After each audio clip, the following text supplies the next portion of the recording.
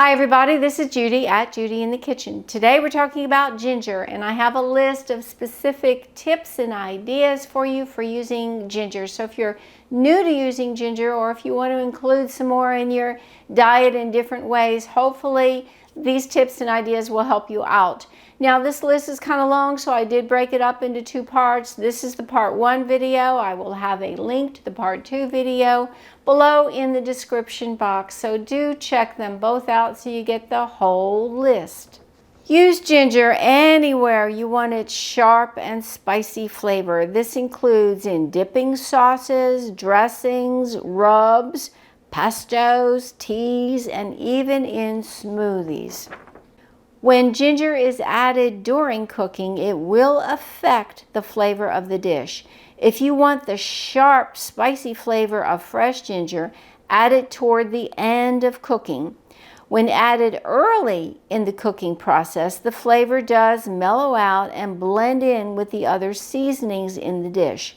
So an example of the latter, adding it early on, is when powdered ginger is added to gingerbread batter. After being baked, the bread has a mild, sweet flavor that reflects the well-cooked ginger combined with the other spices in the mix. Using a microplane grater when preparing ginger will yield finely grated ginger with the least amount of effort. It's far easier and more efficient option than trying to finely chop it with a knife. So bear that in mind. If you don't have a microplane grater, you might want to invest in one.